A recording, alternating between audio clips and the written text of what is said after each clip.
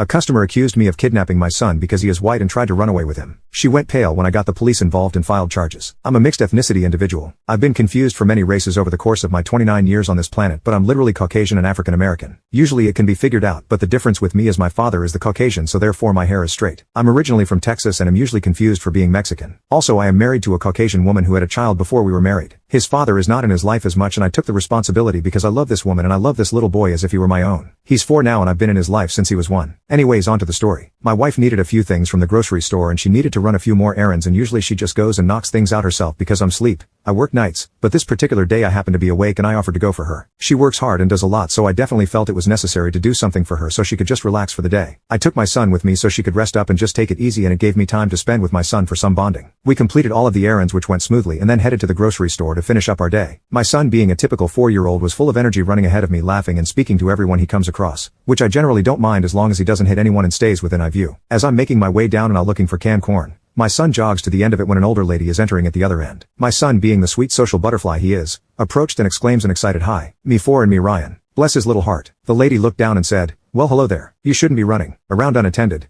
Let's go find your parents." I didn't think anything of her statement because I assumed she just hadn't seen me. "Ryan, come back here, bud, please." He excitedly runs back toward me and starts turning in circles because he's 4 lol. I'm still searching the shelves as the lady walks past me and stops behind me. Again, I think nothing of it because it's a grocery store and you have to share the aisles. I turn my basket around and start to walk toward the front cash registers when this lady literally blocks my path. I say excuse me and try to walk around her, and she moves her cart in front of me again. I honestly thought she was just getting confused and said excuse me once again and tried one more time to go around, and she just blocks my path. I was trying to get out of the way with my son when an agitated lady blocked us, accusing me of not being his father. "Oh, I don't think so. You're not going anywhere with that child," she exclaimed. When I confirmed he was my son, she argued, "That's not your child. He's white, and you're Mexican. You probably didn't even know his name until he said it to me." Frustrated, I replied, "Sure, whatever lady, can you just move? My wife is at home and anxiously awaiting us." She persisted, "Stop your lies. You're not taking him anywhere, you pervert." My son clung to my leg, frightened by the confrontation. I tried to calm the situation, saying, "As you can see, he's standing close to me because he trusts me, and you're scaring him, so how about you buzz off?" The lady refused to back down,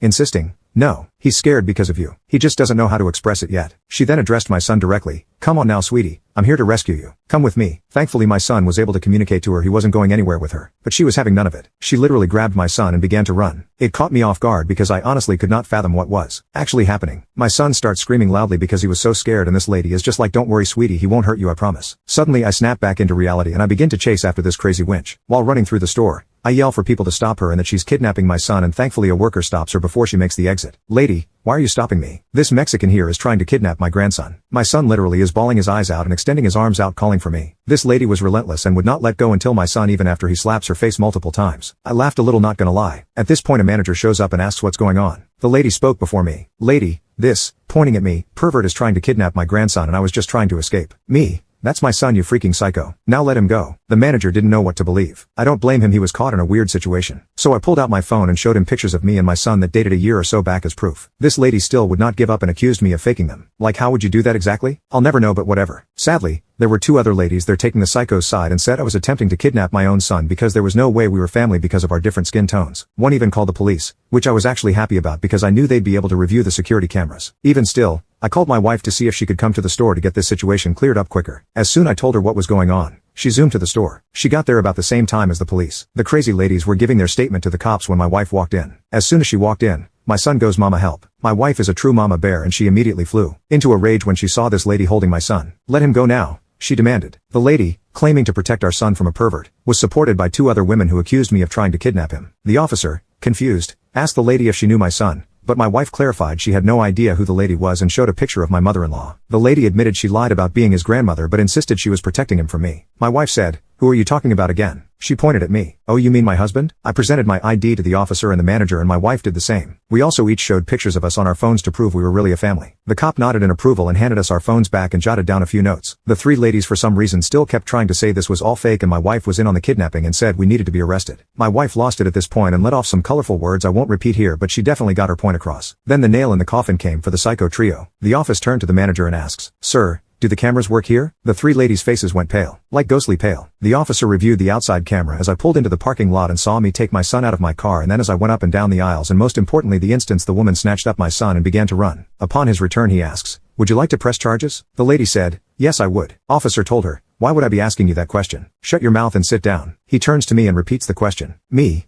Absolutely. Lady 1 was charged with attempted kidnapping, false imprisonment, providing a false police report and child endangerment. The other 2 were also charged with providing a false police report as well. To make matters worse for Lady, my son bruises easily and she left some terrible spots on him from where she was grasping him. But he's fine. This added a charge of child abuse to her rap sheet.